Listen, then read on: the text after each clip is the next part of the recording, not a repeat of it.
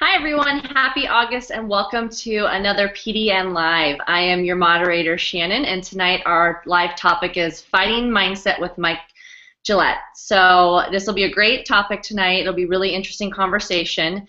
And just to let everyone know who's watching live, if you have any questions throughout the broadcast of the show, feel free to type in your question in the comment section and we'll do our best to answer them. And please note that we do prioritize the questions based on how relevant they are to tonight's topic. So again, tonight's topic is the fighting mindset. And if you also like what you're hearing, we have a newsletter, so sign up for free. Link should be available in this window. If not, you can go to personaldefensenetwork.com to sign up. And if you really like what you're hearing, you can become a premium member and have unlimited access to all this content and so much more. So let's do our normal quick catch up with Rob. How are you, Rob? Tour's over. Get us a little update on what you've been up to. Man, the tour is over. The tour is over, but the marketing process is never over. I'm actually sharing with the world of Instagram that we are doing this right now. You caught me a little bit off guard. What we've been doing actually for the last month, I've been on the range and teaching less than I think any month in at least 5 years. Other than some of the stuff I did with the sheriff's office where I'm a reserve deputy, we only did 3 days of training this month. So I did 2 days in California and 1 day here yesterday in Colorado. And I don't remember the last time I only taught for 3 days in a month. But I started a few years ago to wean back the training schedule after the tour. And this year's tour was so incredibly busy and it was so successful. We had the record June for me, for PDN, for ICE training that beat out every month actually that we've ever been in business. And then May was also the busiest May, or maybe the other way around. Maybe it was May was the busiest month ever, and June was the busiest June ever. But we ended up really setting some nice records. We had more students, more classes, more places touched by the PDN tour. We had 10 sponsors this year who were just awesome. We had 12 contributors. I think we ended up with 12 other instructors besides me teaching, and it was great. So the highlights of the tour, there's just too many to list. You know, going to new venues is always great. Going back to old venues is always great. We added some new courses to ICE Training Company last year, our vehicle course and our team two-person armed defense course. Some things we used to do in the holidays that ICE has gotten busy enough, and there's enough combat-focused shooting instructors out there that ICE decided to bring those titles back. So this is the first year to have them on the tour. Also, during the tour, we launched our distance education project at Personal Defense Network with online versions of the counter-ambush distance education course that we released back in 2012. Had a couple thousand people take that course, and now several hundred and hundreds more, I'm sure, each month are jumping in on the opportunity to take that course. It's a little bit less expensive. All the information is available in 3 separate classes instead of 5 DVDs. Instead of 5 parts, it's broken down into 3 parts at Personal Defense Network, and of course there's downloadable supplemental information, and then you can take those tests online. Today I was in the studio working on a new distance education class. We've got several more getting ready to be released. Today's topic was interacting with law enforcement while armed.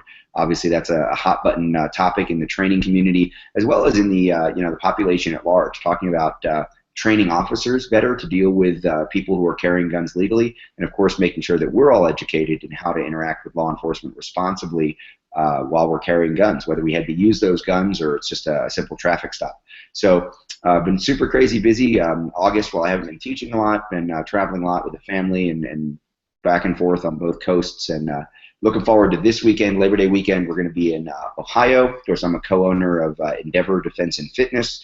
And my guys at the gym have done a lot of work building off of our SARC program in the active shooter response world. We've done a lot of media, a lot of talk about that online. They've been teaching a lot of seminars around the country, and this weekend is our first active shooter response instructor development. So it's a 3-day course that starts on Friday. Friday, Saturday, Sunday, I'll be in Ohio, just outside of Columbus, doing that. And that kicks off a very, very busy September that will end in St. Augustine, Florida, with a week of classes combined with our annual combat-focused shooting instructor conference. So we'll have instructors from all over the country doing that. Awesome. And before you get back to your social updates, where can people find you on social media? Right now, it's pretty much everywhere. I mean, Instagram. There's a Snapchat that I do some stuff on every once in a while. Of course, Facebook. We got the professional page, the personal page. Personal Defense Network has a YouTube channel, has the Instagram, and it's very active at the Facebook for PDN directly. And what else? Twitter's out there, and some of the other stuff. So we've got a lot of media attention in the last couple of weeks. A lot of radio interviews. Of course, big thing with the Young Turks and liberal media land, talking about the gun issues that our country certainly discusses at some extremes. We had a great discussion with them, and that got a lot of the social media buzzing. So there's lots of information out there and lots of follow-up opportunities available out there for people interested. Great. And Mike, welcome to the show.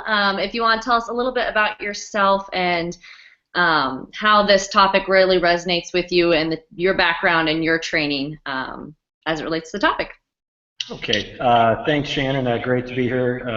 Good to be with you, Rob. My background as it relates to mindset, like a lot of people who either served in law enforcement or in the military, there are pieces to that even though they're not necessarily formally taught or there's a process for imparting it, it gets referred to a lot. The mindset. You have to mind like a warrior. When you're in the military, these types of things. So we talk about it, but we don't necessarily have a vehicle to communicate what that is and how to get it. And it was something that was always sort of both compelling to me and sort of elusive to me at the same time. So whether I was a young soldier, my first experience really sort of trying to master the mental aspect of myself came when I had left active duty. I was on an RTC scholarship at the University of Arizona. I was in a really significant climbing accident, broke my back, my ankles. And at the time, I was told I would never run again, never jump out of airplanes. And it took me 4.5 years of very focused, think I was doing, to get myself to the point where I could be a legitimate contender for law enforcement. And continued to refine myself physically, and all of that comes again from the mind, to the point where some years later I actually was able to get back on jump status with the military, sort of take care of some psychologically unfinished business. In my law enforcement days, almost right out of the chute, I became involved with training. And I think it was because I was tagged as a very gung-ho rookie, and I was sent to some classes that no one else wanted to go to. I used to think that it was because I was special. I think I just ended up being assigned to certain things by default. Well, Gillette will do it. He's crazy. And over time, I started accruing more and more instructor credentials in more and more what we might refer to as force management topics. So everything that law enforcement does to influence good decision-making on the part of the public with whom they're intervening, everything from how you stand and talk, all the way up to the potential delivery of lethal force, all of those subset skills from that A to Z, I was accruing expertise in. To the point by around, I would say, the year 2000. Yes? Keep going. Oh, I thought Rob was jumping in. Okay. Maybe he was making some sounds of admiration in the background. Anyway, yeah. That must be it. So by the year 2000, I believe I was verifiably the most credentialed instructor in law enforcement at that point. 2001, I stepped away from law enforcement and was involved full-time in training from that point on. I ended up doing a lot of work for Homeland Security as a consultant, not as a direct employee, private industries that were all sort of 9/11 Homeland Security related, the airline industry, Disney, and so forth. And then I spent 5 years doing bodyguard work. Training never stopped for me. Teaching people never stopped for me. But the glue that for me always held together all of the physical skills, the subject matter expertise was everything that goes on from the neck up. And I was always very surprised by how incomplete training seemed to be. Now, I'm sort of old school. I entered law enforcement while it was still the 80s. So I saw a pretty big pendulum swing in terms of how training has become progressively more engaging, interactive, multifaceted, because it used to be very stovepiped. Firearms Day was Firearms Day. Baton Day was Baton Day. Pepper Spray Day was Pepper Spray Day, and so on, which means that at the end of the training day, there's probably going to be some sort of scenarios. And if it was Baton Day, you could rest assured that every scenario was going to require a baton solution. You know, ditto Firearms Day, ditto Hand-to-Hand Day. And there were so many aspects of training that I saw seemed to come up short in terms of engaging the practitioner cognitively, and also seemed to be sort of divorced from the realities of the field. You know, the environment where these skills would ultimately have to be played out. Everything was far too predictable, controlled, non-chaotic, not scary, not confusing. And so that was one piece. So I strove to make my training more scary, more chaotic, more slippery, more hot, more cold, more whatever. But at the same time, there was that really elusive area, which is you can make training more realistic. But how do you make the practitioner better? How do you make them psychologically better? We know that you can refine your physical skills. We know that we can refine the physical organism. We can get strong. We can get fit. But how do you make this better? And I never saw a lot of that. I was informally researching a lot of performance psychology, that kind of thing, and it seemed very mundane. It didn't seem particularly sophisticated. Where were the specific techniques or ways that you could fast track yourself? And I started looking, further and further away from the mainstream. I started looking at things like neurolinguistic programming and hypnosis, some of the more esoteric martial arts practices that were a little bit part of my training background. And all of that eventually started to coalesce into this body of knowledge that I teach people. And I teach people who have nothing to do with the world of self-defense or tactics, and I have also taught literally tens of thousands of people within the context of self-protection. And the material is a material, it just gets sort of edited for the end user. So that's sort of the origins of how I came to be intrigued by and challenged by tonight's topic, and how I have attempted to try to solve performance issues related to tonight's topic. That's fantastic. I think tonight's going to be a very interesting show. We already have in quite a few live questions, so if you're ready, Mike, we'll just roll right into it. Okay. So Michael asks, I can't seem to convince my lady that a deadly threat requires deadly force. She's like, I couldn't kill anyone, I'll just shoot him in the leg. What are your thoughts and advice on this matter? A multi-layered answer for that. Practically speaking, I'm sure Rob has answered that question a lot in classes.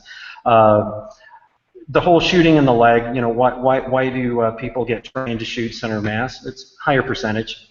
The odds of hitting an individual limb under all of the complexities circumstantially where those situations play out is one thing, but that if we get to what I think is probably the bigger issues, I could never ... There's so many people, I could never, and I address this a lot when I speak to women, because it seems to come up a lot, from the female side, and I think that's probably cultural more than anything else. And I think everyone has to find their X factor, and I think for women who have children, it's very easy to find that X factor. If I describe a scenario in excruciating detail that involves an attack on your child, it doesn't take most women that long to kind of start to get the wheels turning. It's like, oh, well, if that ever happened, you better look out if you're coming after my kid. And they'll just switch, and they'll switch quickly. And even if you don't have children of your own, we all tend to feel protective of small children. Maybe there's an old, frail person that is important to us. When we think of ourselves as a protector, I think it's a lot easier to flip the switch. I think many people, males too, are challenged at the notion of digging deep to do whatever if it's just about them. But if you can put yourself in the perspective role of a protector, then that may be sufficient for that particular person to make the shift, if that makes sense. That does. And Rob, do you have any thoughts on this? I'm sure you come across this question quite a bit in your own classes of, am I ready to shoot we've always talked about shoot to stop the threat. So can you kind of expand on your perspective of this question? Yeah, I think I found the same thing that Mike said to be true, that you got to find the motivator. We put out a video at Personal Defense Network maybe a month ago or so. I know I featured it within the last couple of weeks. That was called Protect What You Love. You know, what do you love? You know, whether it's your kids, it's your parents, it's your hobbies, it's your future potential. Whatever it is that motivates you, that's what should motivate your preparation and training. The idea that you're going to miss out on something, you know, you can make it as personal and as quote-unquote selfish as you need it to be, or you make it as altruistic and as detached from you personally as you need it to be. And each individual is going to find their own motivation. If you figure out what that issue is, you may intellectually say, you know, I get it.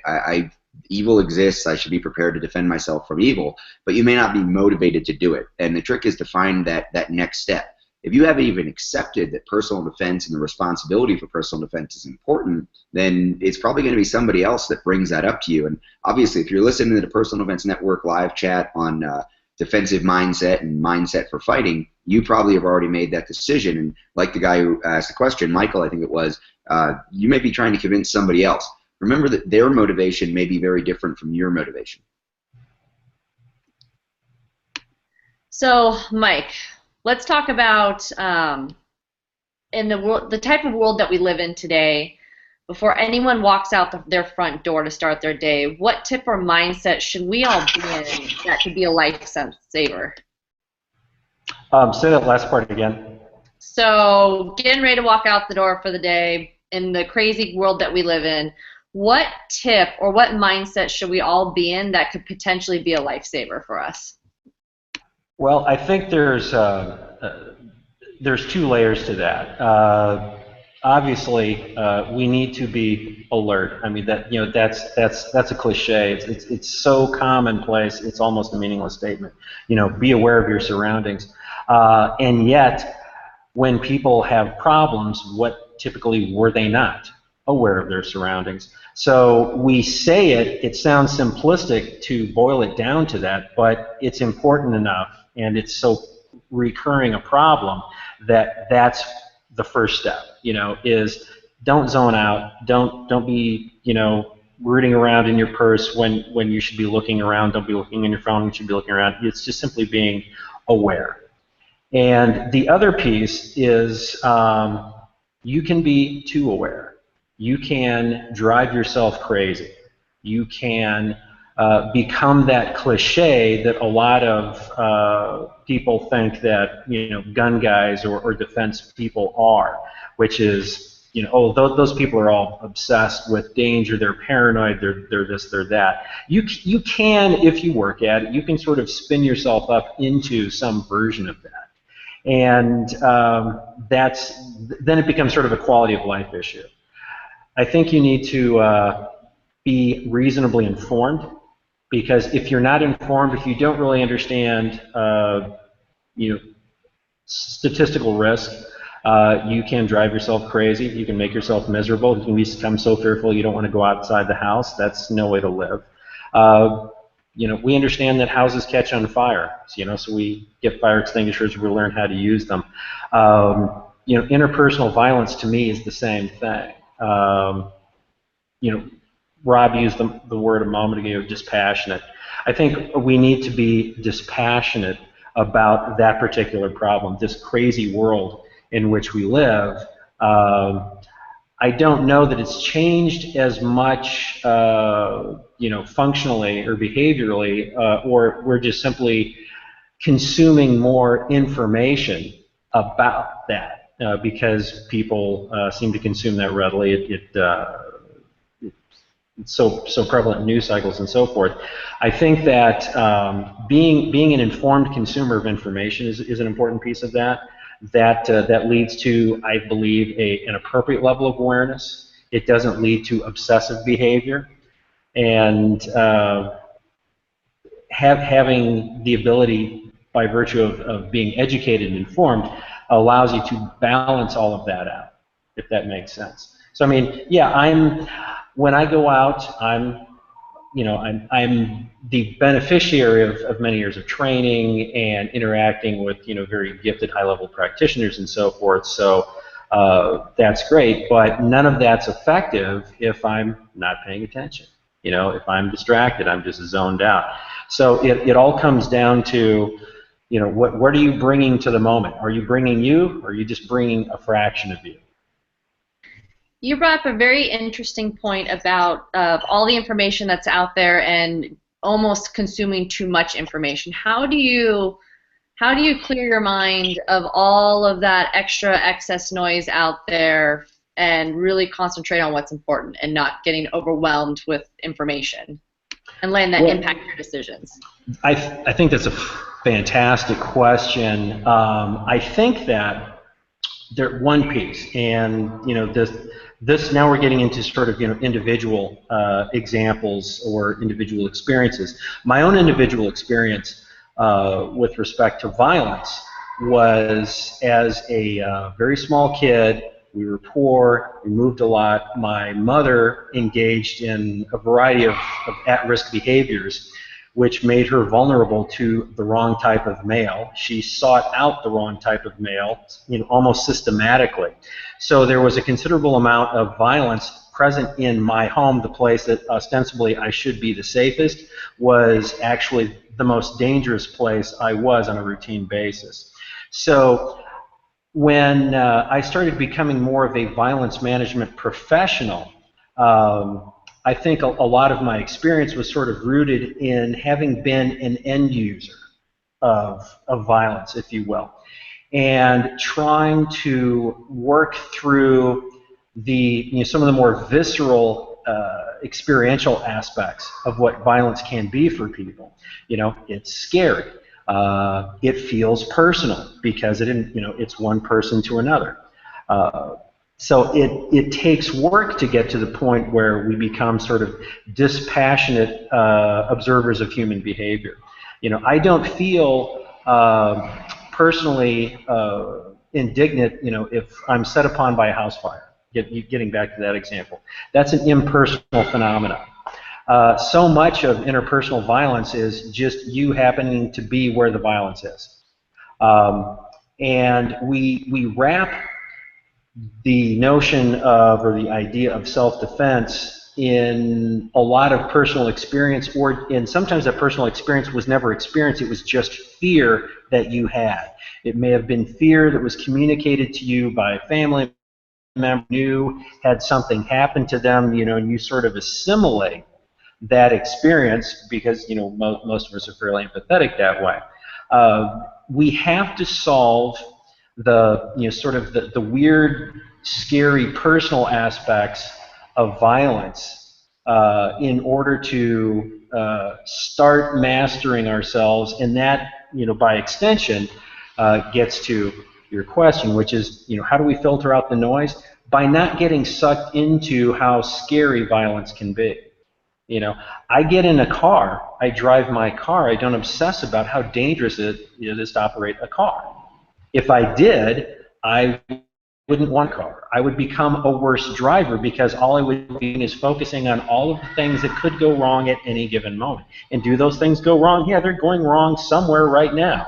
But I am an informed consumer of information. I have a reasonably good idea of the relative risks associated with it. They are not sufficient to prevent me from driving a car. The risks of going out in public or at night or in a large city or in a rural area are not sufficient to prevent me from doing what I want to do, so long as I'm reasonably prudent as a person. Does that get to your question? Oh, that totally did. That was a great response. Thank you for that. And Rob, you deal with students on a daily basis where they probably come in with information overload. As an instructor, how do you approach that? Yeah, for sure. A lot of people will what if, and what about this, and are we going to talk about this thing? When we talk about plausibility, again, people can follow up after this live chat, or if you're watching a recording when we get done with the hour, look for the plausibility principle explained in PDN in article form or in video form. The plausibility principle is the idea that you can't train for everything that's possible. You shouldn't worry about everything that's possible. What you should be training for first and foremost are the things that are most likely, the things that are most probable, the skill sets that you're most likely to need. I'm sure Mike would probably agree with me that be healthy first, because you're more likely to get sick or get injured or a fall than you are to be needing your unarmed defensive skills, or certainly your defensive tools to protect you and get you through a good life. So, worry about the things that are the most important first, the things that are most likely to affect you, and then spend your time and your effort and your energy on what is plausible. What is it reasonable to prepare for? What is it reasonable to worry about? Because if you worry about everything, like Mike said, you're going to lock yourself inside the house. You're never going to go out. You're not going to get in a car. You're not going to get on a plane. You're not going to interact. It comes down to balancing risk and benefit. Should you be educated? Should you be prepared? Sure.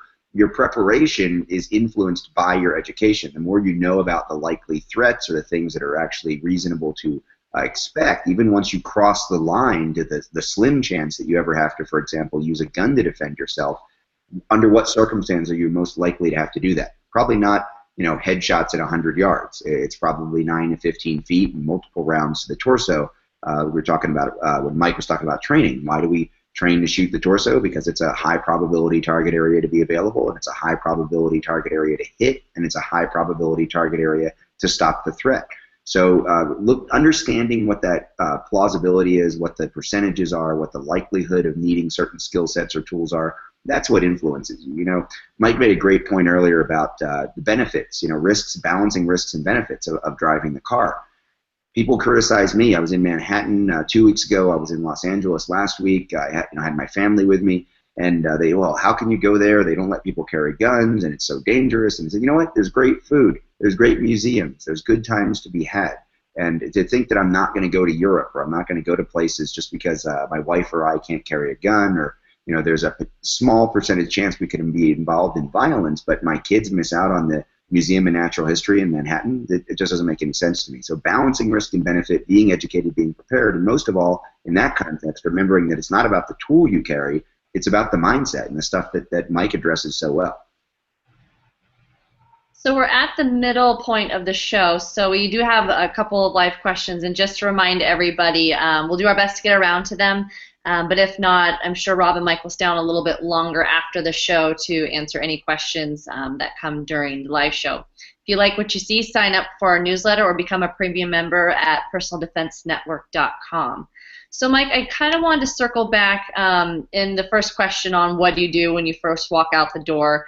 One of the more popular live questions is observing your surroundings and environment and creating a plan no matter where you are. Can you elaborate just a little bit further on that? Making a plan for where you are. When I was in the bodyguard trade, and I was also part of a small group of people, we taught a program for executive protection, which was the only accredited by a major university protection program, I think even to this day. And we tried to use a sort of a mental model for where you're about to go. You need to look at or look for the imaginary line, because with executive protection, it's not dissimilar conceptually from a person who is in charge of protecting their family members. Okay, because if it's just you protecting you, life is very easy. I can run away, I can throw something, whatever. The more layers, the more personages you add to the equation, the more complex. And the other aspect is, so often in personal defense scenarios, we're always thinking about engaging the threat. In the protection realm, it's really more about running away. getting away, evacuating the client, okay, which could be evacuating your child, evacuating your significant other. And the invisible line that we've always referred to is in front of you is an invisible line. On one side of the invisible line, you're going to pull back. If something happens, you're going to pull back. You know, you're going to go back to a hard point. You're going to jump in your car. You're going to do whatever. Beyond that invisible line, you're going to do something else. It may be something very aggressive, but you're constantly looking for that space, that physical space relative to you and a group of unknown people, you and a crowd, you and just somebody who's coming down a corridor that he's got no business coming down.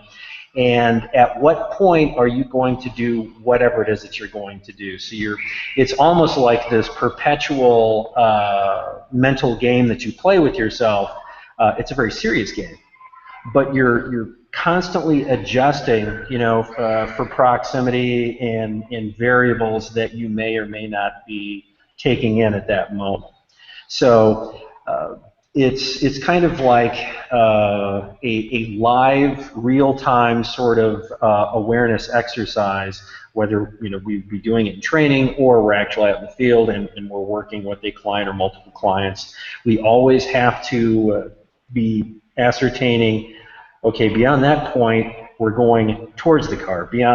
Up to that point, we're going back into the restaurant. Whatever the environmental circumstances that dictate. Does that speak to what you were? Yes, definitely. Okay. So, Rob, we have a live question in. Paul asks, we're creatures of habit. Developing proper habits are crucial in responding to a self-defense situation. Besides safety, what are some habits that should be developed for self-defense?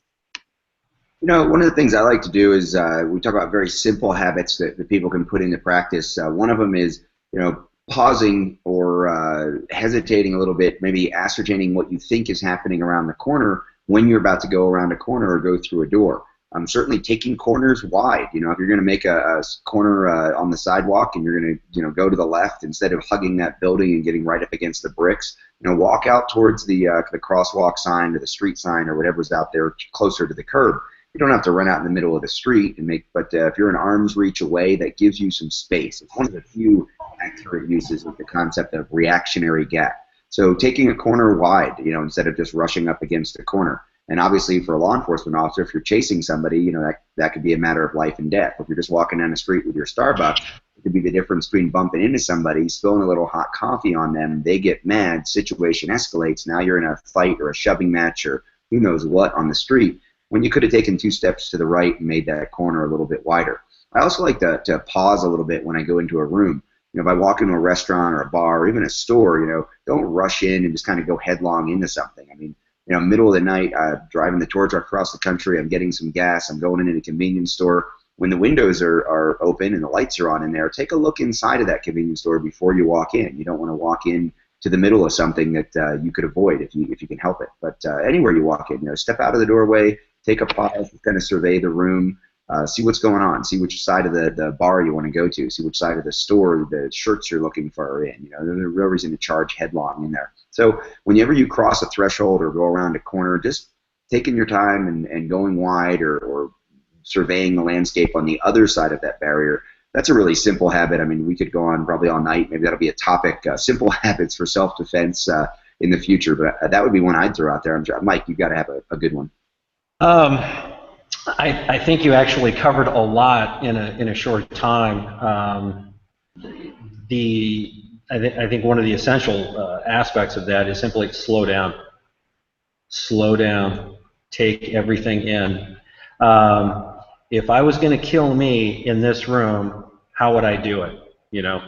Before you go anywhere. I mean, if that sounds really intense or weird, perhaps. So make it a game, say it in a pleasant voice. But that's basically how I taught myself when I was a rookie cop how to, circumvent potential problems. If I was going to kill me right now, where am I vulnerable? What would I do? Okay, I'm driving down this alley in an urban area. Okay, I'm walking this convenience store. I'm checking on this strip club. If I was going to kill me right now, how would that play out? And if you start thinking that way a little bit, then it sort of, mentally de-escalates, and you're simply doing the things that Rob's talking about. You're taking corners a little bit wider. You're being mindful of proxemics, to other people, so that you've got time to simply adjust to, the ebb and flows of foot traffic. If you're in your vehicle, same thing. How could the current traffic conditions hurt me right now? It's not always, bad guys and guns and boogeymen. The more you seek to apply self-preservation principles, the more context you can make that happen, the better you get at all of them, even the really personal, scary-seeming stuff. So we've talked about the avoiding and being aware and that mindset of that. So let's kind of shift gears a little bit, and let's talk about the choice about entering a fight, possibly to defend someone else. What's that process like? It should be dispassionate. It should not be emotional. Now, I mean, that sounds very simple, but how many times do people get sucked into situations because A, it's emotionally charged, and B, they didn't do what I just said, which is slow down. Do you even know what you're getting into? Oh, well, I thought he said this, or I thought they did that. Things, in certain contexts can look and sound and feel and smell a particular way, and then after the fact, when the smoke clears, we find out that maybe that was not the case at all. So there's the justifiable aspect. Are you justified in doing what you want? There are a lot of people that are, I think they're fine people, they're ordinarily law-abiding people, but they still engage in discussions where, well, if somebody did X, Y, Z to me, let me tell you what I would do, and X, Y, Z, and X, Y, Z. And it's always, very chest-poundy, sort of self-congratulatory, by God, that wouldn't stand sort of thing. A lot of what we say we would do is more therapeutic in nature. It's not practical. It's not necessarily legal. But we have to be aware of how we think. Like when we're mentally off duty, you're off duty when you're not required to intervene. Even if you're a civilian, there's on duty and off duty. In your home, just thinking about things, you're off duty. If you're out in the world, you're on duty. You could potentially respond to who knows what. So what are you bringing to that situation? Is it a whole bunch of Walter Mitty-esque fantasies, or is it somebody who's got training and intellect and discernment, who is not going to be prone to getting into something that they shouldn't get into? I mean, you can even not get into things that are legally justifiable because it doesn't make tactical sense at that moment. Even law enforcement officers who are expected to run into any number of situations are still taught, whether they do it or not is dependent on their own discernment, but they're still taught that you always have the legal and tactical option to disengage if that's the best move at the moment. Get more backup and then reinitiate contact with whatever the problem happens to be. It sounds like we're getting back to a couple of recurring themes. Being dispassionate or objective or emotionally neutral. It's all the same thing. Slowing down, being aware. I mean, how many of the things that Rob and I have just been talking about so far in the past 40 minutes have sort of revolved around those recurring themes? It's like a lot of things. How do you walk across a tightrope that's 100 feet in the air? Well, you just don't fall. Well, that sounds simple. But in application, it's a little challenging. This is that same sort of thing. It all sounds simple, what we're saying, but because of the fear, all of the emotional variables, it becomes more complicated. The more noise and nonsense that gets injected into these situations. Am I speaking to what you were getting at, or did I go too far afield? No, totally. That's great. And then I'm curious what Rob's follow-up thoughts are to making that decision to enter that fight for yourself or potentially for someone else. I think Mike did a great job of covering the conceptual, kind of principle-based 50,000-foot view issues that revolve around thinking about how you're going to respond in the moment. You're not getting sucked in, and again, slowing down, being aware. But the specific aspects that we cover in a lot of classes in terms of defending someone else is, remember that you really may not be privy to all the information. You know, and in some states, you have the legal luxury of being put in the place of the person who is the victim of the crime when it comes to how you're going to be represented legally and then, of course, civilly afterwards, whether you were entering into a fight you didn't belong in or not. So there's Good Samaritan laws that say, well, yeah, if someone's a victim of a crime and you use force to defend them, you have the same rights to use force as they would. There's other places where it's not clearly in the favor of the Good Samaritan, where if you enter in and you try to use force to defend someone else, you could find yourself in great legal jeopardy. So the education would be the other one of the themes that I think we keep coming back to, is making sure that you know what the laws say where you are. Of course, we always talk about should versus could. You may be compelled to act even though you know the law isn't necessarily on your side. You see someone being victimized, you're in a state where the jurisdiction doesn't look favorably upon the Good Samaritan, but you still feel compelled to act. Well, if you don't rush into that emotionally, but you rush into that saying, I'm making this choice, the aftermath probably is going to be a lot easier to deal with. So again, I think educating yourself about the law and educating yourself about what your options are, and sometimes maybe just thinking about the fact that there might be other ways to stop someone else from getting hurt without actually entering into harm's way yourself. You know, there's an assault happening in the parking lot as you're walking out to your car. It's happening near your vehicle. Maybe hit your panic alarm. You don't have to pull your gun. You don't have to rush in. You hit your panic alarm. Your car starts flaring and beeping. Maybe that'll distract you better, and that'll be the rescue net that you took, as opposed to rushing in, getting yourself hurt, having to deal with the police and everything else that comes with getting into physical violence. So you talked about people being educated up on the law in their area. Where can people go to find those resources of that information? Certainly there's instructors in everybody's area that specialize in that area. Probably certainly some concealed carry instructors get into a great deal about the legal use of lethal force. But the best place to go is probably going to be something like a Citizens Academy that the local police department runs, or just asking very direct questions of not just law enforcement, but also the Attorney General office in your state, making sure that you become familiar with the laws regarding self-defense or the use of force to defend others. The best places are going to be the government resources, not just the private sector. People should also remember that those laws change from time to time, so they really need to do need to keep up the speed with that. Great information. So Mike, a question that we got into is very simple, but I feel like there's a lot more answer to the question is, how do you avoid that stage fright or getting frozen in the moment when conflict happens and your adrenaline's going? How do you avoid that being stuck and not being able to act? Okay, that's a great question, because I think there are misconceptions about how people actually respond. Everybody talks about fight or flight, and they seldom are introduced to the other and very common occurrence, which is simply to freeze. Just to seize up. Nothing is quite so overstimulating as fear. Real world fear of you being in harm's way.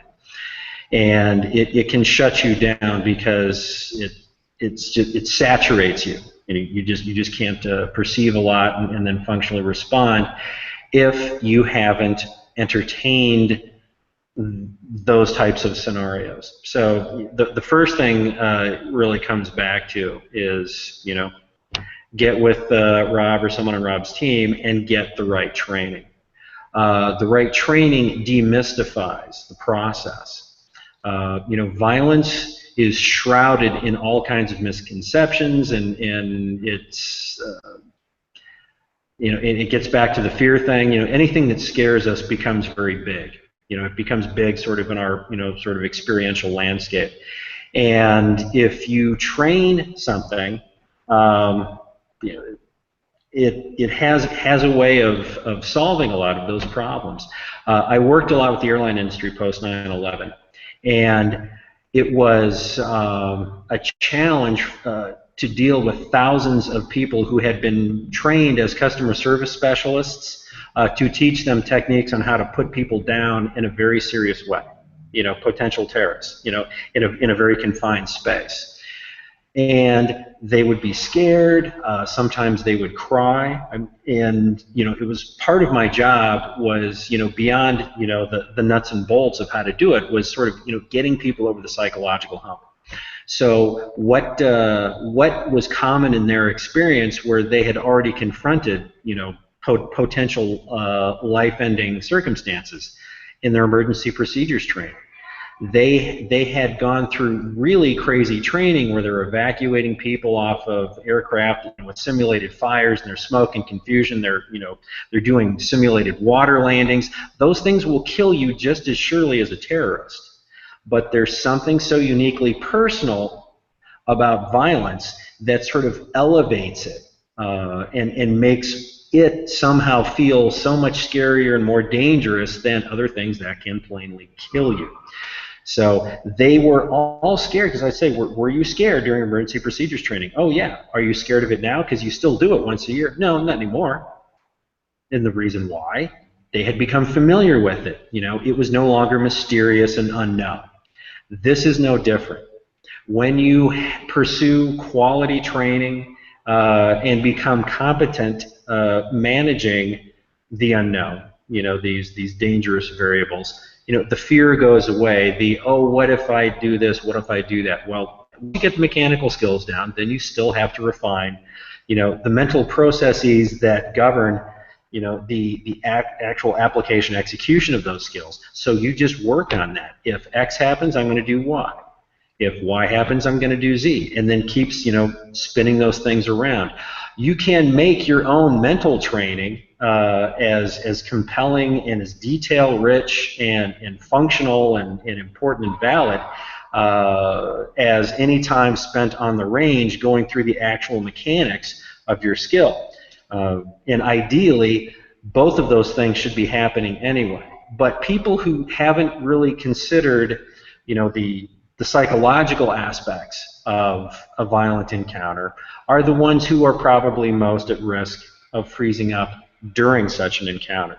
You have to think about it, put your big boy or big girl pants on and sort of immerse yourself in what the realities of that would be and how to function in that particular reality. So with that, Rob, taking that the mindset of it, but also putting the motor skill to it, how do you teach that, and what do potential students, what should they expect so they're not getting overwhelmed during this training of not freezing up or preparing themselves? Like Mike said, it's all those that aren't prepared are the ones most at risk. So in a training perspective, how can a potential student prepare for this? A couple things. First, again, to follow up and agree with Mike, when I do a lot of the media that is in the kind of anti-gun or non-gun or non-acclimated to the concept of personal defense side of the world, one of the things they talk about a lot is paranoia. And that's one of the things that comes up and is kind of cast upon people who carry a gun or who watch videos like this. And I talk about preparation, because the education takes the fear away, as Mike said. So you get educated, and then you're prepared for things that are plausible. You're not just paranoid about anything or everything. One of the things that people fear is that freezing or the failure to be able to execute their learned skill sets. And I think what that comes down to really is a lot of times learning them in a contextually inappropriate way. Go all the way back to Mike's intro at the beginning of this hour, because while I didn't start law enforcement in the 80s, it was the mid-90s, and I still saw a lot of the same things. And it was really the mid-90s to late 90s when we saw so much evolution because of the dash camera videos and the ubiquity of surveillance cameras, and of course high-level reality-based training with simunitions. We started to see much more realistic fights and not just anecdote or choreographed, isolated drills that we were doing in the training environment. So if all you ever do is choreographed and isolated drills, and the only quote-unquote scenarios you go through are very canned and predictable because it's unarmed day or it's SWAT day, so you're going to run through the house and do a SWAT event, well, if you start mixing that up for people, you really make them think. And even at the very fundamental level of skill development when it comes to shooting, you make them process information. We'll put them in front of a piece of paper that has a very multifaceted array of target sizes, shapes, numbers, colors, and we'll say left blue, or square root of 37 rounded down to the nearest whole number or something. Whatever we say, just make their brain work while they're executing their complex motor skills, because that starts to break down what I think is that likelihood of being overwhelmed. It's like driving your car, and Mike's talk about driving his car. I talk a lot about driving and shooting. We don't use our guns, thankfully. We don't live in a society or a time and era where we use our guns all the time, or we even know a lot of people who use their guns all the time for the average person. But we all drive cars.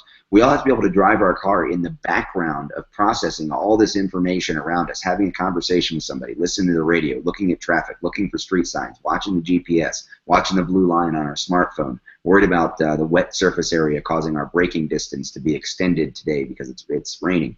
All these things that we process that we don't even think about. And then the deer jumps out in the road and our foot moves to the brake pedal without looking for the brake or thinking about the brake pedal because of contextually developed skills. And so that's what we try to do, is develop skills in context so they can be applied when that stimulus that we've thought about, that we've tied the execution of those skills to, actually shows up. So you're really executing a script or an automated response much more than having to make complicated cognitive decisions in that moment. If I could trail one thing there, again using the automobile analogy, most people, when they were first learning how to drive, were afraid of it. And the questions would come up. You know, you're a young, inexperienced driver. What if somebody rear ends me? What if I, hit someone else? All of these sort of scary scenarios. What if? Because it's an unknown world. It's unfamiliar, and it's very adult. It's dangerous. But what happens to us? We all get to the point where we become so comfortable with it, we can, balance a Starbucks, change the radio station, handle the deer that jumps out in the car. As Rob said, we become, over time, acclimated to the complexity of the task so that it no longer scares us. That's just practice. It's just experience. We learned it. This, again, if we're truly looking at violence management in a dispassionate, objective fashion, that's what training gets you to. It gets you to that place, or potentially will. So seek out good training and then train. So we're getting to the top of the hour. We have time for one more question, and I'm curious to hear both perspectives. So Mike, you'll go first. Does mindset trump skill? Does mindset trump skill? I love that question. It's a false premise. Mindset is a skill. I assume that the questioner is asking if mental attributes are more important than technical ability or technical skill. So that's, we can sort of go in that area. It's like in certain circumstances it might be. How much skill do you need to have if it's an unarmed encounter? You don't necessarily need to have much skill at all. I mean, look at all of the videotapes we see of street assaults and so forth. People who are essentially untrained knocking other people unconscious. What did those people have? Now, again, I'm not condoning criminal assaults, but there was a mindset present that allowed that person to, initiate an action and achieve a decisive outcome. Mindset is a big deal. Your willingness to execute is a big deal. But if we're looking at it as a standalone, we miss the point. When I work with athletes, and it's so interesting, so much of what we've been talking about tonight, you tweak a couple of words and we could easily be talking about sport-specific performance as we could be talking about, life and death self-defense scenarios. But my worldview is, from a performance perspective, is that the mind is the body is the mind. They do not operate, separate from each other. One can be ignored. There's a lot of very cerebral people who are not physical. There are a lot of very physical people who are not cerebral. Neither of those examples are getting the most from themselves, not just in terms of performance, but just in terms of health and longevity and quality of life and all of those things.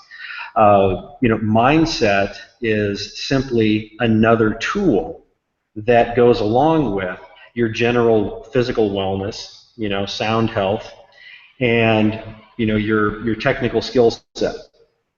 it's just one more piece of that pie. If it's not where it ought to be, work on it. But it's not an either or. Is kind of interesting a question is that poses.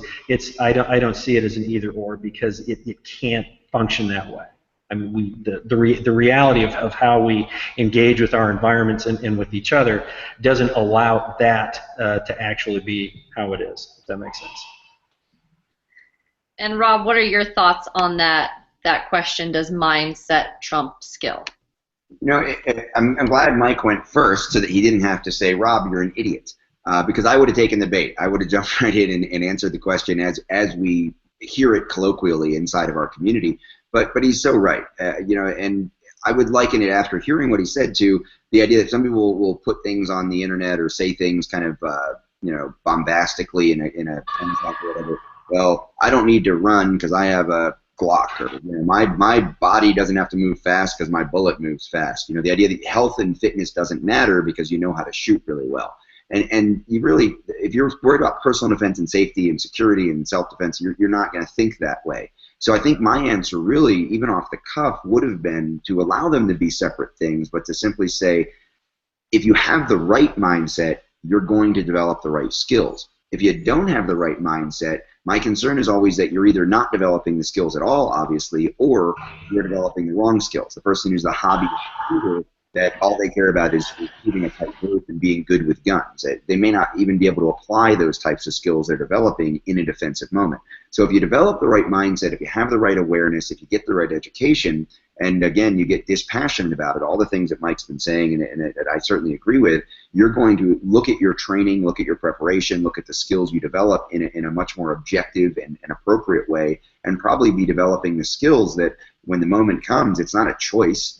Do I have the will to do this? It just sort of becomes automated. You know, I think in the personal defense world, when people are highly trained, when we see people who are put in situations, even in any kind of survival situation, you see, you know, climbers when gear starts to fail. You see hikers. You see guys who drive cars when a tire goes flat. You know, race car drivers. When you see people who have prepared for the emergencies, who have dealt with the reality that things could go wrong, when you see them under pressure, they tend to execute their skills in an automated way because their mindset has been to develop the right skills and trust that they'll execute them, and you see that. People who are unprepared, you see a lot of freezing or you see improvisation. People who have developed the wrong skill sets, they're the ones I'm most worried about sort of freezing or crumbling under pressure because it's not going to be as easy as maybe they thought it was or as they had hoped it would be because their preferred hobby seems somehow related to personal defense. And Mike, for our closing and signing off, what's one thought that you want to leave our guests with, and then if they want to follow up or find you, how can they do that?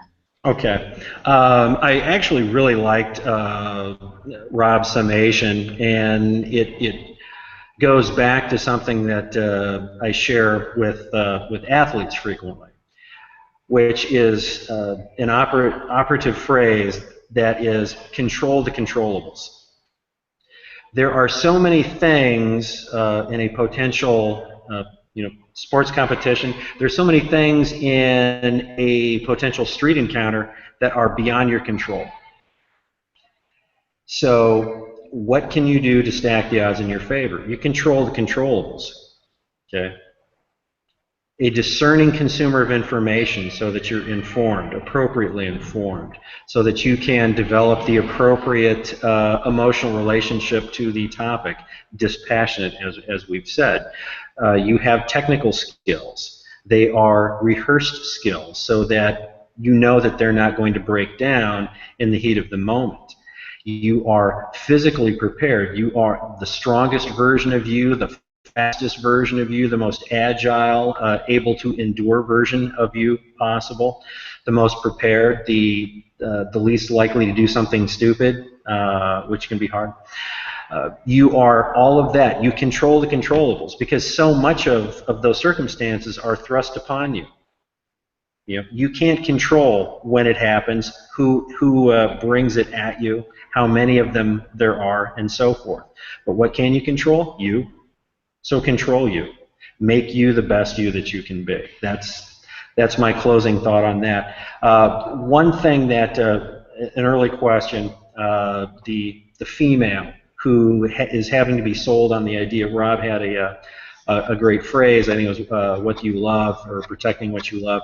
I have a video clip on my YouTube channel, and it's called "Never Fight Alone." So it's like 3.5 minutes long. It's from a presentation I did for a group of women on the topic of self-defense. I would encourage that questioner and others to look that out. As far as being able to stay connected with me or get connected in the first place, why aren't you already? MikeGillette.com, which is a free site. There's nothing really for sale there. It's just a blog post, all really built around some of the themes in a conceptual way that we've been talking about tonight. Also links to all my social media. I've got a YouTube channel with some informational content, some exploits, which are really just manifestations of kind of the mind-body power stuff that I do. Rob was kind enough to show the cover of my book, Mind Boss, which is my most recent book that's available at BarnesandNoble.com and Amazon, which it's really more general self-improvement strategies. But again, those are the kinds of things that get us moving towards the idealized realization of the best us that we can be, the best version of us that we can be. So MikeGillette.com is where you can start to find all of those things.